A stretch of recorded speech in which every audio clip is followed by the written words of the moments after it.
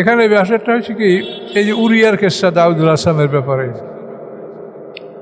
তাফসীরে যেটা বলা আছে সেটা হলো, দাউদুল আসলাম আল্লাহর কাছে বলেছেন যে আল্লাহ, আপনি আমাকে আমার পূর্ববর্তী যারা ইব্রাহিম আলাইহিসসালাম, ইসহাক আলাইহিসসালাম এরা যেরকম সম্মানিত হয়েছে, আমাকে এরকম সম্মানিত করেন।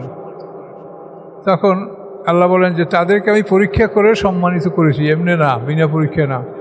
তখন দাউদুল আসলাম তো আমাকেও পরীক্ষা করেন, ঠিক আছে। তাহলে এখন পরীক্ষার জন্য আল্লাহ তাআলা ডেট দিয়েছেন যে এই পরীক্ষা তোমার শুরু হলো আজ। এখন দাউদুল আসলাম ইবাদত করার জন্য উজু টুজু করিয়া ৮-৭ বাজিয়া নামাজে দাঁড়াই গেলেন, আমার পরীক্ষা যেন ফেল না করি। তো এর মধ্যে নামাজে দাঁড়াই গেছে, এর মধ্যেই শয়তান এমন এক কবুতর সেজেছে যে এইরকম সুন্দর কবুতর পৃথিবীতে কোনো মানুষ দেখে নাই। এত সুন্দর তার রং, পাখা, তার দেহ, মানে সব স্বর্ণের বা আরও কিছু মূল্যবান, এরকম একটা সুন্দর কবুতর। সেই নামাজ পড়ে, তো নামাজ 2 ফের মাঝখানে কবুতরটা পড়ছে। পড়ার পরে এই কবুতর দেখিয়া পয়গম্বরের মনটা একটু হয়েছে যে আরে এত সুন্দর কবুতর, এটা যদি আমি ধরে রাখতে পারি আমি আমার উম্মতদেরকে আমি দেখাবো। এই ধরার চেষ্টা করছে, কবুতর উড়িয়া ওই জানালার কাছে পড়ছে। উনি আবার আগাই গেছে সেখানে ধরার জন্য আগাই যাওয়ার কবুতরটা ওখান থেকে উড়িয়ে গেছে। তখন ওইখানে জানালায় তিনি তাকায় দেখছেন যে এক মহিলা গোসল করতেছে, উরিয়ার স্ত্রী। এবং সেই মহিলা যখন অনুভব করছে যে তাকে কেউ দেখতেছে, তখন সে তার চুলে ঝাঁকার মারিয়া চুল দ্বারা সমস্ত দেহটা ঢেকে ফেলেছে। এইভাবে উরিয়ার স্ত্রীকে, উরিয়া একজন সেনাপতি দাউদুল আসলামের। তো এই ঘটনার পরে দাউদুল আসলামের মন উরিয়ার দিকে চলে গেল যে উরিয়া এই মহিলাকে কোথায় কি, তার পরিচয় জানতে চাইল। তার পরিচয় জানতে পারেন যে সে তার এক সেনাপতি উরিয়া, তার স্ত্রী। এটা জানার পরে দাউদুল আসলাম তার দিকে আকৃষ্ট হলেন এবং তাকে পাওয়ার জন্য সে কী করবেন, উরিয়াকে বিভিন্ন যুদ্ধে পাঠাইলেন। 1টা 2টা 3টা বিভিন্ন যুদ্ধে, শেষ পর্যন্ত 3য় যুদ্ধে উরিয়া শাহাদাত বরণ করছেন। শাহাদাত বরণ করার পরে তখন তার স্ত্রীকে সে বিবাহ করেছে। তো এই হলো ঘটনা। এখন এই উরিয়ার স্ত্রী ছিল একজন, দাউদুল আসলামের স্ত্রী ছিল 99। দুজনে বলো না আমরা দুইজনে। এখানে অনেকেই কেসটাকে বাতিল বলেন, যেটা বাতিল এবং এটা একটা অসঙ্গতি কথা এবং পয়গম্বরের সামনে এটা খারাপ কথা। এটা পয়গম্বরের সাথে খারাপ কথাটা আমরাও মনে করি, কিন্তু এটা মিলাবেন কি করে? একটা লোকের 99টা দুম্বি আর একটা লোকের আছে একটা দুম্বি। এখন আপনি বলেন কোনো একটা লোক যে 99টা ছাগল, এই 99টা সবই দুম্বি, একটাও তার মধ্যে পাঠা থাকবে না, এটা কি হইতে পারে? এটা কীরকম কথা যে একটা লোকের 99টা ছাগল সবই দুম্বি? তাহলে এগুলি ছাগল না, এগুলি মানুষ। আরব দেশে স্ত্রীদেরকে দুম্বি বলে সম্বোধন করা হয়। তাহলে এটা মানুষ। তাহলে এখন এই দাউদুল আসলাম সে 99 স্ত্রীটা ছিল, আর এই উরিয়ার স্ত্রীকে নিয়ে তার স্ত্রী হলো 100। এখন এই ঘটনাকে আমরা, এটা মানুষের ঘটনা বা এইটা মানুষের কাহিনীটা কীভাবে মিলাবে আপনি বলেন? দেওয়াল টপকে ঢুকলো, দেওয়ালে টপকাইয়া রাজার কামরে কেমন করে মানুষ ঢোকে, যেখানে সে একজন রাজা। তার তাফসীরে তো অনেক কথা লেখা আছে, অন্তত 30,000 পাহারাদার ছিল দাউদুল আসলামের জন্য সবসময়। সে একজন বড় রাজা এবং পয়গম্বর, কাজেই তার ঘরে দেওয়াল টপকিয়ে মানুষ ঢোকে কেমনে? কাজে এখানে এই যে দেখেন, এইখানে দেখেন জন্না দাউদু আন্না ফাতান্নাহু, দাউদুল আসলাম ধারণা করলেন নিশ্চয়ই আমি তাকে পরীক্ষা করেছি। দাউদুল আসলাম বলছিল আপনি আমাকে পরীক্ষা করেন এবং সম্মান দেন। তখন দাউদুল আসলাম বুঝতে পারলো যে আল্লাহ আমাকে পরীক্ষা করেছেন এবং আমি পরীক্ষায় সম্পূর্ণ ফেল করেছি, এবং এই জন্য সে রুকু করছেন, সিজদা পড়ে আল্লাহর কাছে তওবা করেছেন। এবং সে বহুদিন ধরে কি আমাদের আলোচনা সূরা সাদে 2য় রুকু থেকে, আউযু বিল্লাহি মিনাশ শাইতানির রাজিম, বিসমিল্লাহির রহমানির রহিম। ওমা ইয়ানজুরু হাউলাই ইল্লা সহিয়াতাম ওয়াহিদা মা লাহা মিন ফাওয়াক। আল্লাহ বলেন, তারা অপেক্ষা করে না, হাউলাই এরা, এই সম্প্রদায়, উপরে যাদের কথা বলা হয়েছে, ইল্লা সহিয়াতাম ওয়াহিদা, ব্যতীত একটি আওয়াজ, একটা আওয়াজের অপেক্ষা করে, একটা আওয়াজ আসবে, তাতেই তাদের ধ্বংস হবে। মা লাহা মিন ফাওয়াক, এবং নাই তার মধ্যে কোনো বিরতি। সে আওয়াজটা যে হবে, আওয়াজটা 40 বছর পর্যন্ত চলতে থাকবে, এর মধ্যে কোনো বিরতি থাকবে না। মা লাহা মিন ফাওয়াক, এইরকম একটা আওয়াজের অপেক্ষা তারা করছে, অর্থাৎ কিয়ামতের দিবস, ইসরাফিলের সিংহার, প্রথম সিংহার ফুৎকারের কথা বলা হচ্ছে এখানে। অকালু, এবং তারা বলে, রব্বানা, হে আমাদের রব, আজ্জেলানা কেত্তানা কাবলা ইয়াউমিল হিসাব, দিয়ে দিন আমাদেরকে, আজ্জেল মানে জলদি করা, ব্যস্তভাবে দিয়ে দেন আমাদেরকে, কেত্তানা আমাদের অংশ, কাবলা ইয়াউমিল হিসাব হিসাবের দিনের আগে, হিসাবের দিনের আগে অনেক কিছু দেবেন, তার সে আমাকে যা দেওয়ার আগেই দিয়ে দেন। আল্লাহর কাছে কী পাওনা আছে তাদের?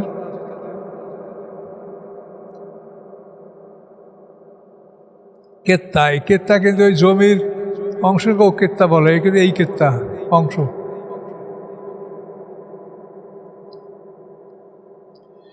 ইসবির আলা মা ইয়াকুলুন, আল্লাহ বলেন, হে রাসূল, সবুর করুন আপনি উহার উপরে যা তারা বলে।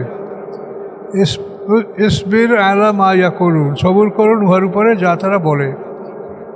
ওয়াজকুর আবদানা দাউদ যাল আইদে ইন্নাহু আওয়াব, স্মরণ করুন দাউদ আলাইহিস সালামকে, জাল আইদে, যে ছিল ক্ষমতার মালিক, তিনি অনেক ক্ষমতাদার বাদশা ছিলেন, একই সঙ্গে রাসূল এবং একই সঙ্গে তিনি বাদশা। এই দুইটা জিনিস দাউদ আলাইহিস সালামকে আল্লাহ প্রথম দিয়েছেন, এর আগে কোনো নবীকে দেওয়া হয়নি। ইন্নাহু আওয়াব, তিনি ছিলেন আল্লাহ অভিমুখী। ইন্না সাক্কারনা জিবালা মাহু, নিশ্চয়ই আমি অনুগত করে দিয়েছিলাম পাহাড়কে তার সাথে। ইউসাব্বিহনা, তসবিহ পাঠ করতো, বিল আশি ওয়াল ইশরাক, সকালে এবং সন্ধ্যায়, সন্ধ্যা এবং সকালে। বিল আশি মানে সন্ধ্যা, ইশরাক মানে ভোর, সকাল সন্ধ্যায়।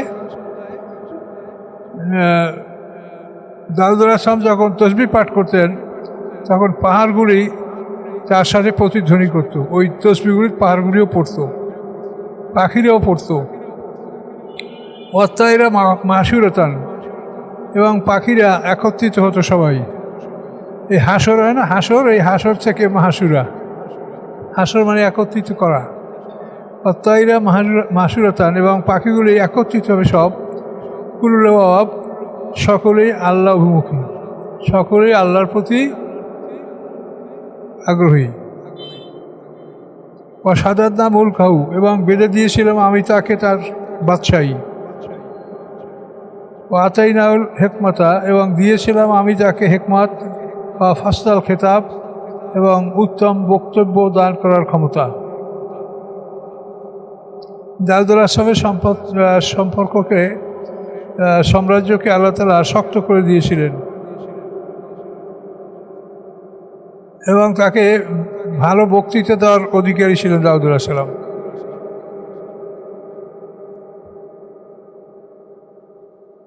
এখানে একটা ঘটনা আছে,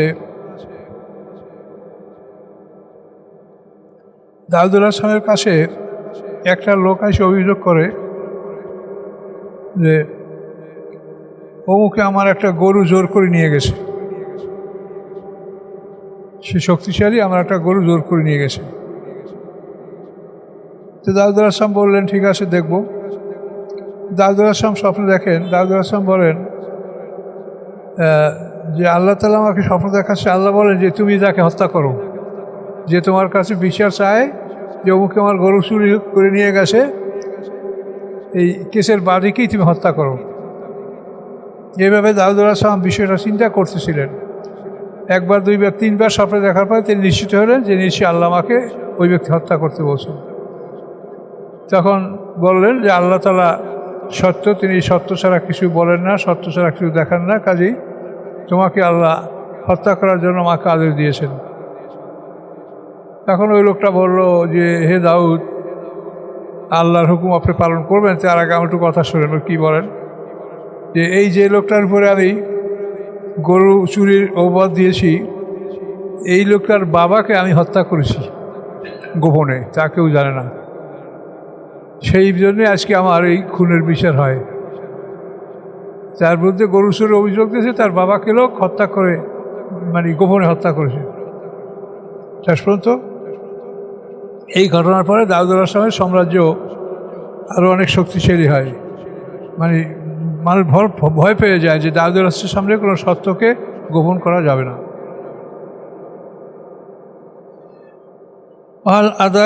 হাল আতাকা নাবাউল খাসম ইয তাসাওয়ারুল মেহরাব, এসেছে আপনার কাছে নাবা খবর, খসমে বিতর্কবাদীদের, খসম মানে ঝগড়া, যারা ঝগড়া করে দুজন তাদের, এস তাসাওয়ারুল মেহরাব, যখন তারা মেহরাবের দেওয়াল টপকে প্রবেশ করেছিল।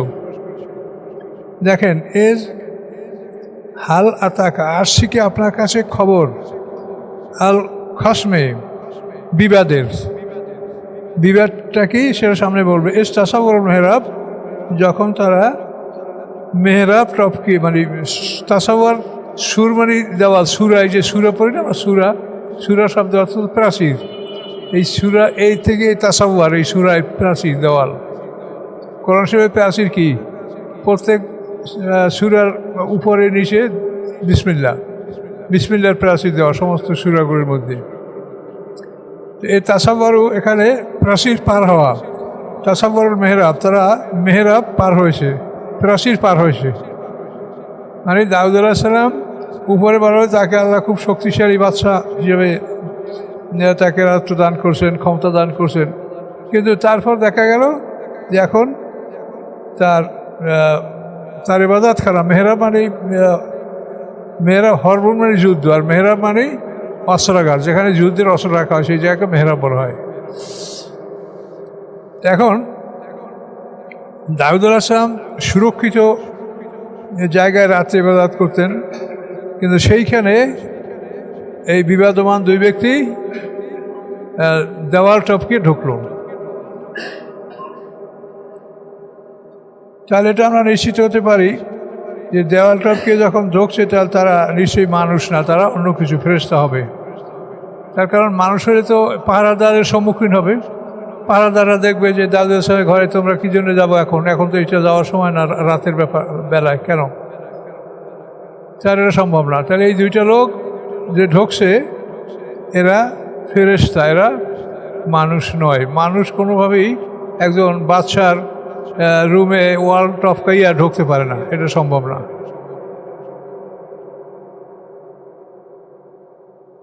এবং যেহেতু তাকে আগেই বলা হয়েছে যে তাকে শক্তিশালী করা হয়েছে,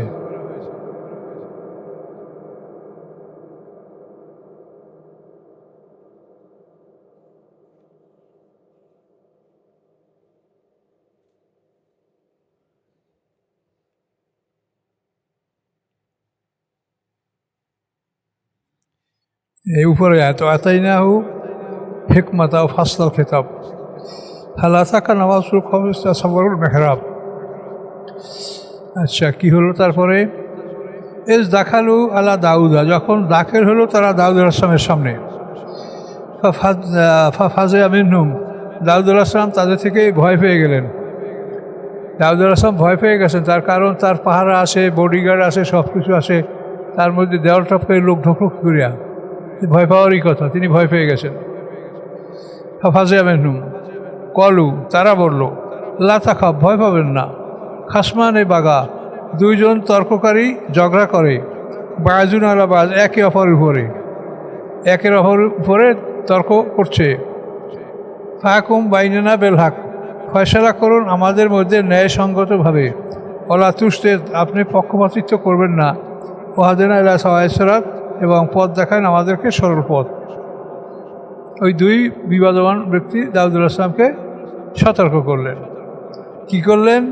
ভয় পাবেন না, আমরা একে অপরের সাথে তর্কে লিপ্ত হয়েছি, আমাদের মধ্যে আপনি ন্যায়সঙ্গতভাবে বিচার করবেন এবং বিপদগামী অতুষ্টের মানে বিষয়ের ক্ষেত্রে আপনি কোনো বিপদগামী হবেন না।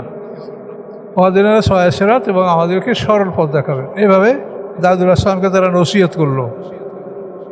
তাহলে তার কোনো প্রজাবর্গ এরকম দাউদ আলাইহিসসালামকে নসিহত করতে পারে, এটা বিশ্বাসযোগ্য নয়, এটা ফেরেশতা।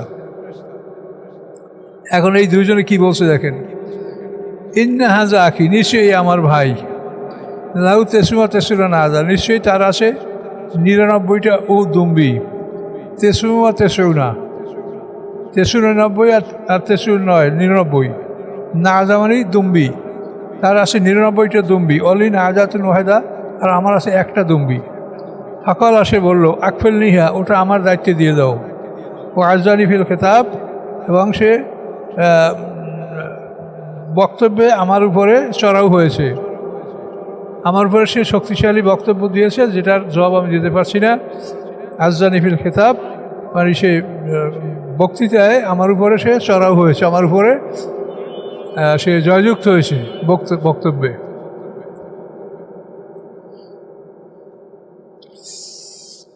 এখন এ তো বিবাদ শোনান হইল। এখন দাউদ আলাইহিসসালাম কি বলেন, কলা লাকাদ, অবশ্যই জালামাকা, জুলুম করেছে তোমার উপরে, বেশ সুয়ালে না হাজা থেকে, ইন্না হাজা আখি লাসু, এটা হলো এটা।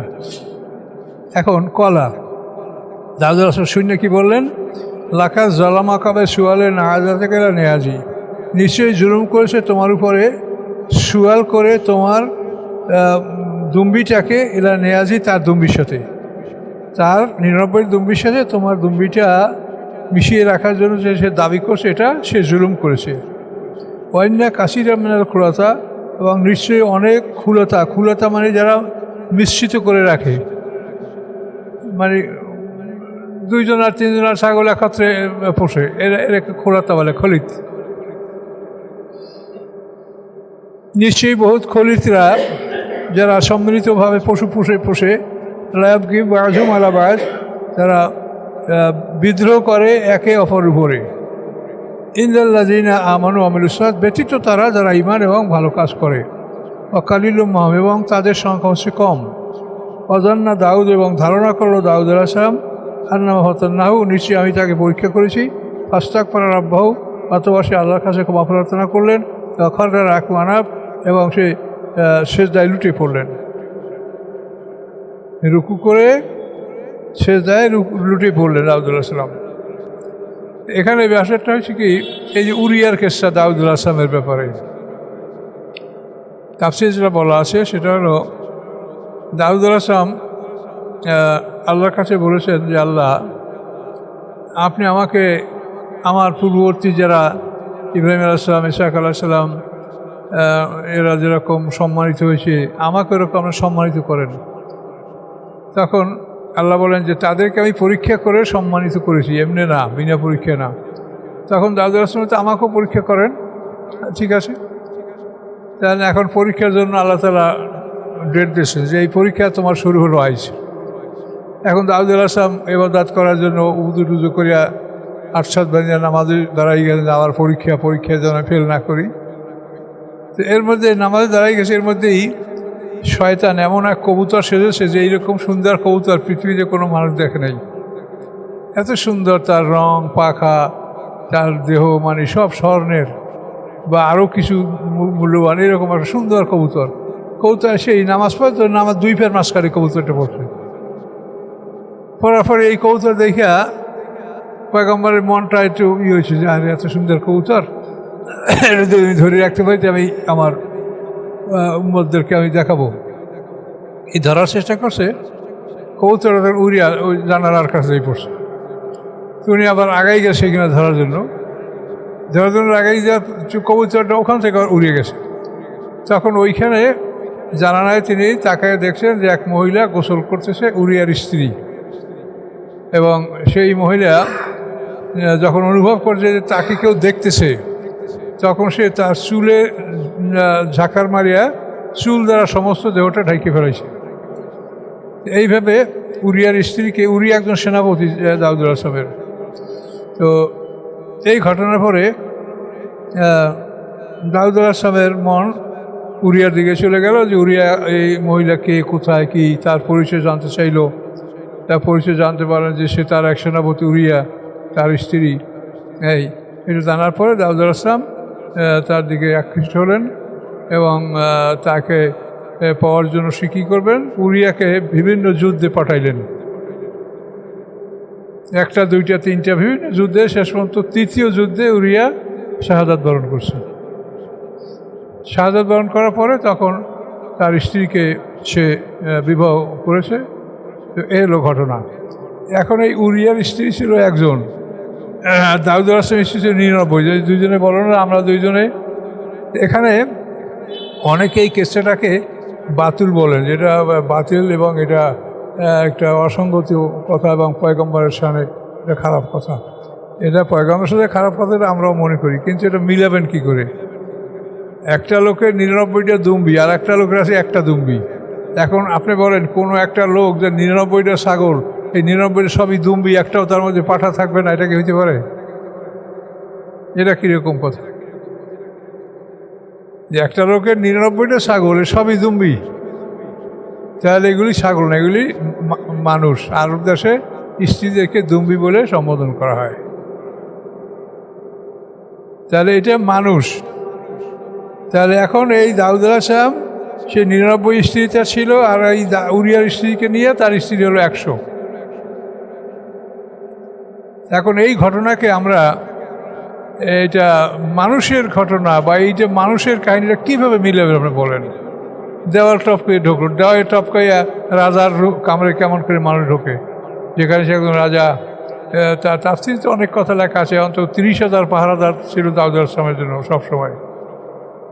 সে একজন বড় রাজা এবং পয়গম্বর, কাজেই তার ঘরে দেওয়াল টপকিয়ে মানুষ ঢোকে কেমনে? কাজে এখানে এই যে দেখেন, এইখানে দেখেন, জন্না দাউদ আন্না ফাতান্নাহু, দাউদ আলাইহিসসালাম ধারণা করলেন নিশ্চয়ই আমি তাকে পরীক্ষা করেছি। দাউদ আলাইহিসসালাম বলছিল আপনি আমাকে পরীক্ষা করেন এবং সম্মান দেন। তখন দাউদ আলাইহিসসালাম বুঝতে পারলো যে আল্লাহ আমাকে পরীক্ষা করেছেন এবং আমি পরীক্ষায় সম্পূর্ণ ফেল করেছি, এবং এই জন্য সে রুকু করছেন, সিজদা পড়ে আল্লাহর কাছে তওবা করেছেন, এবং সে বহুদিন ধরে মানে আল্লাহর কাছে এই গুনার জন্য তওবা করতে থেকেছেন, এবং শেষ পর্যন্ত আল্লাহ তাকে ক্ষমা করে দিচ্ছে। আল্লাহ তাআলা তো পৃথিবীতে কোনো মানুষকে ক্ষমা না করা অবস্থায় রাখেন না, পৃথিবীতে অপরাধ করলে ক্ষমা করেন। এখানে দাউদ আলাইহিসসালাম 40 দিন বা তার সাথে কম বেশি সময় তিনি এভাবে ইবাদত বন্দেগী করছেন এবং আল্লাহর কাছে রোনাদারি করছেন, আল্লাহ তাকে মাফ করে দিয়েছেন। কিন্তু এটা মাফ করার সময় এটার ব্যাপারে কিছু আছে যেটা তাফসীরে, সেটা হলো যে আল্লাহ তাআলা বলছেন যে তুমি উরিয়ার কাছে ক্ষমা নাও। তুমি যে উরিয়াকে যুদ্ধে পাঠাইয়া করছো, তুমি তার কাছে ক্ষমা নাও। তখন উরিয়াকে তোমার কাছে আমি হাজির করে দেবো স্বপ্নযোগে। স্বপ্নযোগে উরিয়াকে হাজির করে দিয়েছেন দাউদ আলাইহিসসালামের কাছে। দাউদ আলাইহিসসালাম উরিয়ার কাছে ক্ষমা চাইছে যে প্রথম তো ঘুম থেকে জাগার পরে বলে আমাকে কি ঘুম থেকে জাগালো, আমি নিদ্রায় ছিলাম। তো আমি দাউদ আলাইহিসসালাম কি যে আমার একটা ঘটনা যে তুমি শহীদ হয়ে গেছো, এরপর তোমার স্ত্রীকে আমি বিয়ে করছি। তো এই কথাটা কিন্তু প্রথমে বলে নাই দাউদ আলাইহিসসালাম, বলে যে আমার ভুল ত্রুটি হইতে পারে, আমার ক্ষমা করে দিতে ইত্যাদি। কিন্তু এ কথা বলাই আল্লাহ তাকে ক্ষমা করেন নাই। আল্লাহ বলছেন যে তুমি কি দাউদ আলাইহিসসালাম বলছে তুমি কি উরিয়াকে তার স্ত্রীর কথা বলেছো যে তোমার স্ত্রীকে আমি এইভাবে বিবাহ করেছি? তো দাউদ আলাইহিসসালাম আমি বলি নাই। তখন বলতে তাহলে আবার বলো। আবার দাউদ আলাইহিসসালাম তার স্ত্রীর কাছে দাউদ আলাইহিসসালাম ওই উরিয়ার কাছে এবার বলো যে তোমার স্ত্রীকে আমি বিবাহ করার জন্যই আমি তোমাকে এভাবে যুদ্ধে পাঠিয়েছিলাম, তুমি যুদ্ধে শাহাদাত বরণ করছো, তোমার স্ত্রীকে আমি বিয়ে করছি। তো এটা তুমি ক্ষমা করো। এইটা বলার পরে উরিয়া আর কিছু বলে নাই, না বললে বিদায়। মানে স্ত্রীর ব্যাপারটা এইটা কেউ ক্ষমা করতে রাজি না। তারপর দাউদ আসলাম খুব কান্নাকাটি করলে, তখন আল্লাহ বললেন যে আমি এটার ব্যবস্থা আমি করব, তুমি কাঁদো না। আমি উরিয়াকে হাসরের ময়দানে এমন কিছু পুরস্কার দেব যা দেখে উরিয়া অবাক হয়ে যাবে। উরিয়া বলবে যে আমি তো এমন কোনো এক করি নাই, এটা আল্লাহ আমাকে কী জন্য দিলেন। তখন আমি বলবো যে তোমার স্ত্রীর বিনিময়ে তোমাকে এই নিয়ামত আল্লাহ দান করেছেন। এইভাবে উরিয়াকে আল্লাহ তাআলা নিজের পক্ষ থেকে নিয়ামত দান করিয়া তাকে খুশি করবেন। এবং এটা আল্লাহ রসুলের ওই যে হজের ব্যাপারেও আমরা দেখছি, আল্লাহ রসুলের কাছে এই দোয়া আল্লাহ কবুল করেছেন যে ঋণগ্রস্ত যারা ঋণ পরিশোধ করতে পারে নাই, এরকম লোক যারা মারা গেছে তাদের অবস্থাটা কী হবে, তাদেরকে আল্লাহ আপনি ক্ষমা করে দেন। তখন আল্লাহ তাদেরকে ক্ষমা করছেন, ঠিক আছে আমি আমার পক্ষ থেকে নিয়ামত দিয়ে ঋণগ্রস্তদেরকে আমি ক্ষমা করে দেব। যারা পাবে তাদেরকে আমি এমন কিছু দেব যার জন্য তারা এই পাওনার দাবি ছাড়িয়ে দিতে রাজি হবে, যে না আমরা ছেড়ে দিলাম। এখন আমরা কি বলবো বলেন, কোরআনে যেভাবে কথা আছে, কথা তো কোরআনের সাথে মিলাতে হবে। মানুষ কী করে দাউদ আলাইহিসসালামের দেওয়াল টপকে ঘরে ঢুকবে বলেন, এটা কি সম্ভব? আল্লাহ বলেন যে আন্নামা ফাতান্নাহু, যে আমি তাকে যে পরীক্ষা করলাম এটা দাউদ আলাইহিসসালাম বুঝতে পারলেন, এবং এইটাই ছিল দাউদ আলাইহিসসালামের উপরে পরীক্ষা।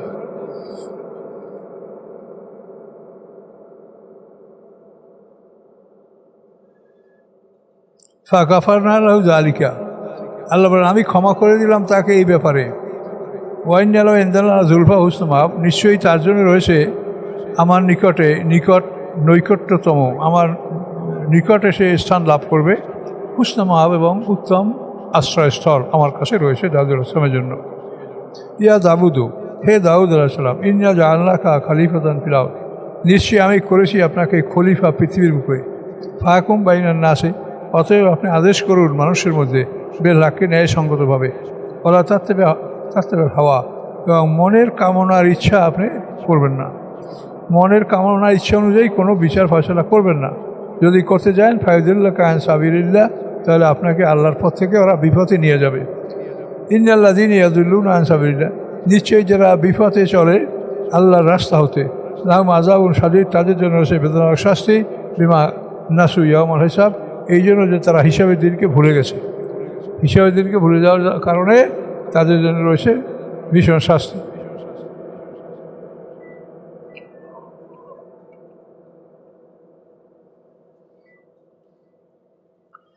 ওমা খালাকনা সামাওয়াতি ওয়া মা বাইনাহুমা বাতিলা, সৃষ্টি করিনি আমি আকাশ এবং পৃথিবীকে, এবং বাইনাহুমা যা আছে আকাশ পৃথিবীর মধ্যে, ইহা বাতিলা অন্যায়ভাবে, এগুলি ন্যায়সঙ্গতভাবে ন্যায় প্রতিষ্ঠার জন্য আমি সৃষ্টি করেছি। যালিকা জন্নুল্লাযিনা কাফারু, ইহা তো কাফেরদের ধারণা। কাফেররা মনে করে যে এটা খেলাধুলার জন্য হয়েছে, যে যা পারো মারিয়ে পিটিয়ে লও। ওয়াইলুল লিল্লাযিনা কাফারু মিনান নার, ধ্বংস কাফেরদের জন্য আগুনের। ওয়াইলুল মানে ধ্বংস, লিল্লাযিনা কাফারু, কাফেরদের মিনান আগুনের, আগুনের ধ্বংস, অর্থাৎ আগুনের শাস্তি তারা ভোগ করবে।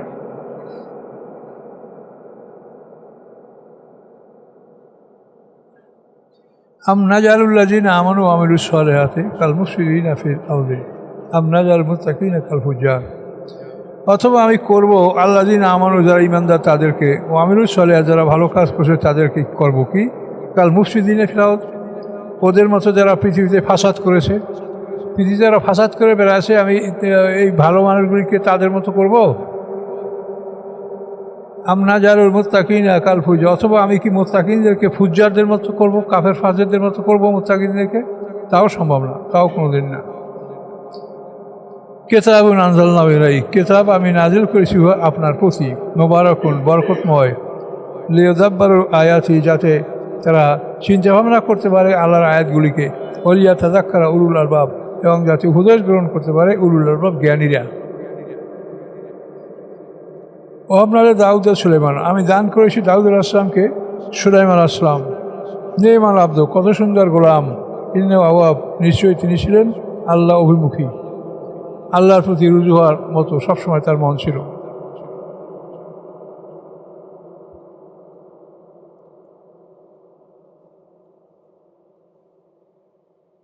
এই জোরে আলাইবিল আসিয়ে সফিনাতুল জিয়াদ, যখন উপস্থাপন করা হয়েছিল তার সামনে বেল আসি অপরাহ্নে সফিনাতুল জিয়াদ, উত্তম ঘোড়া।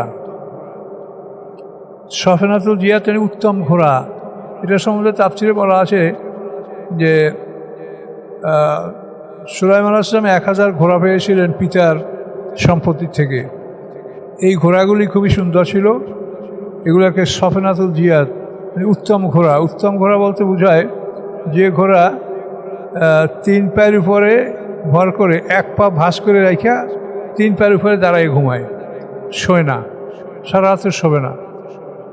ওই 3 পায়ের উপরে 1 পা ভাঁজ করে 3 পা উপরে ভর করে ঘোড়া ঘুমাবে, এটা সফিনাতুল জিয়াদ, উমদা ঘোড়া, সবথেকে সুন্দর ঘোড়া।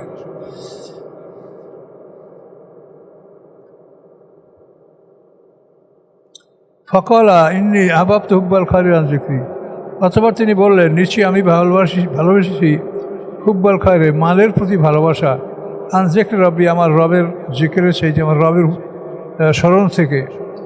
হাত্তা তাওরাত বিল হিজাব, এমনকি সূর্য পর্দার আড়ালে চলে গেল। এই ঘোড়া দেখতে দেখতে সূর্য পর্দার আড়ালে চলে গেল, গাছের আড়ালে চলে গেল, আসের রক্ত যায় যে অবস্থা। তখন তিনি এটা দেখে তিনি অস্থির হয়ে গেলেন। তিনি বললেন, রুদ্দুহা আলাইয়া, ফিরিয়ে আনো ঘোড়াগুলি আমাদের উপরে পুনরায়। যেভাবে আমার কাছ থেকে একটা দেখাই নিয়ে গেছে এক একটা করে, ওইভাবে ওগুলো ফিরিয়ে নিয়ে আসো। আর তবে কা মাসাম বেসুকে আনাক, তিনি শুরু করলেন সেগুলিকে জবে করতে। বেসুকে আনাক, গর্দান এবং পা, গর্দান এবং পা কেটে ঘোড়াগুলোকে তিনি জবে করতে শুরু করলেন। এই ঘোড়ার জন্য আমার নামাজ নষ্ট হয়েছে, এই ঘোড়া আমি রাখবো না, এগুলোকে আমি সব মেরে ফেলবো। সেই যুগে ঘোড়া খাওয়া জায়েজ ছিল, কোরবানি।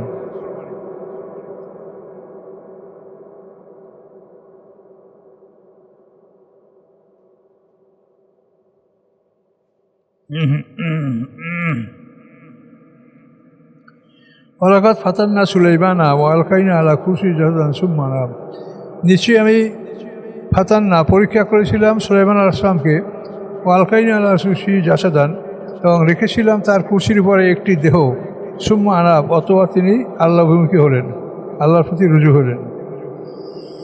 কলা, এবং বললেন, রব্বিক ফিরলি, আল্লাহ আমাকে ক্ষমা করুন, ও হাবলি, এবং দান করুন আমাকে, মুলকান, এমন সাম্রাজ্য, লা ইয়ানবাগি লিআহাদিন মিন বা'দি, যেন সম্ভব না হয় আমার পরে আর কারোর জন্য এরকম সাম্রাজ্য। ইন্নাকা আনতাল ওয়াহ্হাব, নিশ্চয়ই আপনি দানশীল। তো এখানে সুলাইমান আলাইহিস সালামের এখানেও বিরাট কাহিনী আছে।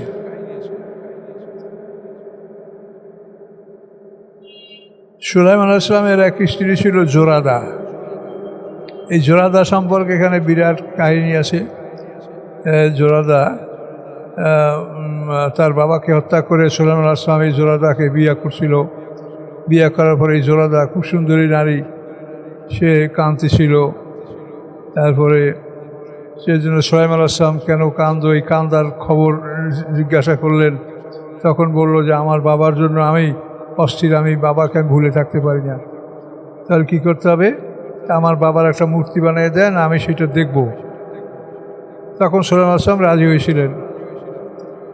তো কিন্তু এই পরবর্তীতে উনি এই মূর্তিটা তো দেখার জন্য, কিন্তু পরবর্তীতে জোরাদা তার পিতার এই মূর্তিটা সেজদা করত, কুফরি পর্যায়ের গুনাহ সেজদা করত। তো এই কাহিনী আংটি হারিয়ে যায়। সুলাইমান আলাইহিস সালাম একদিন জোরাদার কাছে আংটি রাখিয়া এক্সচেঞ্জায় গেছেন। মানে এই কাহিনী ঠিক না, এগুলো আমার বলতে ইচ্ছে করে না, এই কাহিনী এগুলো ঠিক না, এগুলো তাফসীরে বলা আছে যে শেষ পর্যন্ত সুলাইমান আলাইহিস সালামের আঁকড়ি ধরিয়া শয়তান আইসা জোরাদার কাছ থেকে আংটি নিয়ে গেছে, আংটি নিয়েও যাও। অথবা কোনো তাফসীরে বলা যে আমিনা নামক এক দাসী ছিল, সেই দাসীর কাছে আংটি রেখা ছিল, সে তার কাছ থেকে শয়তানে সুলাইমান আলাইহিস সালামের রূপ ধরে আংটি নিয়ে গেছে, আংটি হাতে পরিয়ে সে রাজত্ব শুরু করে দিয়েছে।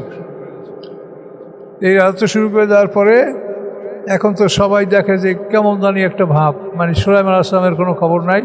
সুলাইমান আলাইহিস সালাম আমিনার কাছে আসে, তখন আমিনা কে, তুমি কে, তুমি তো আংটি নিয়ে গেছো আমার কাছ থেকে। সুলাইমান যে সে তো আংটি নিয়ে গেছে, তুমি কে? এই অরিজিনাল সুলাইমানকে তারাই দিল সবাই, আর ওই শয়তান সুলাইমান আলাইহিস সালামের আংটি নিয়ে সে 40 দিন রাজত্ব করছিল। এই যে কাহিনী, এই কাহিনীটা সব তাফসিরে আছে, কিন্তু এই কাহিনীটা বিশ্বাসযোগ্য না। তার কারণ আল্লাহ তাআলা কোনো পয়গম্বরকে এমন পর্যায়ে অপদস্থ করেন না যে শিরকের মধ্যে তারা প্রবেশ করবে। কাজেই সুলাইমান আলাইহিস সালামের স্ত্রী জোরাদা সে শিরক করবে, এটা হতে পারে না। কাজে এই পর্যায়ের গুনাহ। আর আংটির মধ্যে সুলাইমান আলাইহিস সালামের রাজত্ব, এটাও অবিশ্বাসযোগ্য। রাজত্ব আল্লাহ তাআলা যাকে দান করেন সেটা আল্লাহ দান করেন, সেটা তো আংটির ব্যাপার না। আল্লাহ যাকে রাজত্ব দান করে, কুলিল্লাহুম্মা মালিকাল মুলক তুতিল মুলকা মান তাশা ওয়া তানজিলুল মুলকা মিম্মান তাশা, যাকে ইচ্ছে তিনি সম্রাজ্য দান করেন, যার থেকে সম্রাজ্য কেড়ে নেন। এটা তো আংটির সাথে কোনো সম্পর্ক না। যে খাতামে সুলাইমানি তো বিশ্ববিখ্যাত কথা, সুলাইমান আলাইহিস সালামের আংটি, খাতামে সুলাইমানা। এরপরে সেই মানে শয়তান সুলাইমান আলাইহিস সালামের স্ত্রীদেরকে ব্যবহার করছে, তাদেরকে হায়াজের সময় ব্যবহার করছে ইত্যাদি, এইরকম বহু কথা আসে। শেষ পর্যন্ত সুলাইমান আলাইহিস সালামের যে কাতেব ছিল বরকিয়া, আসেফ বিন বরকিয়া, তিনি বললেন যে তোমরা সবাই তাওরাত পড়ো বেশি বেশি করে। কী হলো দেখো, এই তাওরাত পড়ার পরে তখন শয়তান ভয় পেয়ে সুলাইমান আলাইহিস সালামের আংটি নদীতে ধরাই দিয়েছে, আর নদীতে একটা মাছ এসে আংটি খেয়ে ফেলাইছিল। আর সুলাইমান আলাইহিস সালাম তো ওই মাছের জালিয়ার জেলেদের সাথে কাজ করতো। তো সুলাইমান আলাইহিস সালামকে জেলে প্রতিদিন খাবার জন্য মাছ দিত, ওই সেই মাছের মধ্যে ওই আংটি ছিল। এই আংটি পরিয়ে সুলাইমান আলাইহিস সালাম আবার রাজা হয়ে গেলেন। এই অলকাইনালা কুরসি জাহাজ মানব, এতে আছে এই কথা বলা হয়, কিন্তু এই কথাগুলো সত্য না। সত্য হলো সুলাইমান আলাইহিস সালামের সৈন্যরা কোনো এক জায়গায় যুদ্ধে কিছুটা কাপুরুষত্বের পরিচয় দিয়েছিল। তখন সুলাইমান আলাইহিস সালাম বলেছিলেন যে আমি আজকে আমার সত্যের বিবির সাথে মেলামেশা করবো এবং সত্যের জন বীর পুরুষ জন্মগ্রহণ করবে। কিন্তু তো পরে দেখা গেল 70 জন স্ত্রীর মধ্যে একজন গর্ভবতী হয়েছে, তার একটা সন্তান হয়েছে, সেটা অকেজ, পঙ্গু, আর কিছু হয় না। এটা দেখে সুলাইমান আলাইহিস সালাম সুম্মানাব, সে আল্লাহ দিকে রুজু হইল যে আমার এটা ভুল, যে আমি ইচ্ছা করলে বীর সন্তান জন্ম দেব, তারা যুদ্ধ করবে, এই একটা ধারণা আমার মধ্যে পয়দা হয়েছিল, এটা ভুল। এই কেসটাকে আমরা প্রাধান্য দিচ্ছি। ওয়ালাকাদ ফাতান্না সুলাইমান, আমি পরীক্ষা করি সুলাইমান আলাইহিস সালামকে, আলকাইনা আলা কুরসি জাসাদান, এবং রেখেছি আমি তার চেয়ারের উপরে একটি দেহ। সুম্মা আনা, অথবা সে আল্লাহ অভিমুখ হলেন, আল্লাহর পথে ফিরে আসলেন। কল রব্বিক ফিরলি, তিনি বললেন হে আল্লাহ আমাকে ক্ষমা করুন, ও হাবলি মুলকান, এবং দান করুন আমাকে এমন সাম্রাজ্য, লায়াম্বাগিল হাজিম বাদি, যে আমার পরে যেন এই সম্পদ আর কেউ না পায়। ইন্নে কান্তাল হক, আমার এমন সাম্রাজ্য দান করেন আমার পরে এইরকম সাম্রাজ্য যেন পৃথিবীতে আর কোনো মানুষ লাভ করতে না পারে।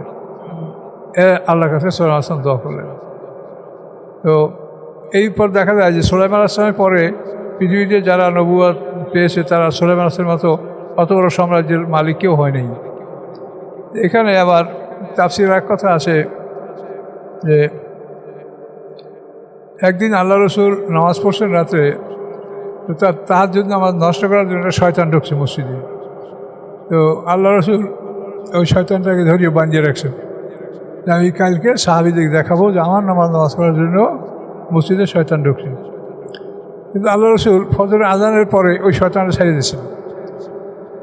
সাহাবীদেরকে বলেন যে আজকে আমি আমার নামাজ নষ্ট করার জন্য শয়তান ঢুকছিল, সেই শয়তানকে বেঁধে রেখেছিলাম, কিন্তু একটা কথা মনে পড়ার কারণে শয়তানটা ছেড়ে দিয়েছি। কারণ সাহাবীরা খুব আফসোস করি, ইয়া রাসূলুল্লাহ আপনি কেন ছাড়লেন, আমরা দেখতাম যে আপনার নামাজ নষ্ট করার জন্য কোন শয়তান আসছে কেমন। তো আল্লাহ রসুল বললেন যে সুলাইমান আলাইহিস সালাম এই দোয়া করছে, রব্বিক ফিরলি ওয়া হাবলি মুলকান লা ইয়ানবাগি লিআহাদিন মিন বা'দি, যে আল্লাহ আমাকে ক্ষমা করেন এবং আমাকে এমন সাম্রাজ্য দান করেন যে আমার পরে এইরকম সাম্রাজ্য যেন পৃথিবীর কেউ না পায়। এই যে সুলাইমান আলাইহিস সালাম দোয়া করছে, আর আমি যদি শয়তান বাঁধিয়ে রাখি তাহলে তো সুলাইমান আলাইহিস সালামের এই দুঃখ পাবে, সে মনে করবে যে হায় রে হায়, এই মোহাম্মদ সাল্লাল্লাহু আলাইহি ওয়াসাল্লাম তো সুলাইমান আলাইহিস সালামের মতো ওই রকম শয়তান বানিয়ে রাখতে পারে বা শয়তান কাজে লাগাতে পারে, এইটা যেন না হয়, এই জন্য আমি এটাকে ছেড়ে দিয়েছি।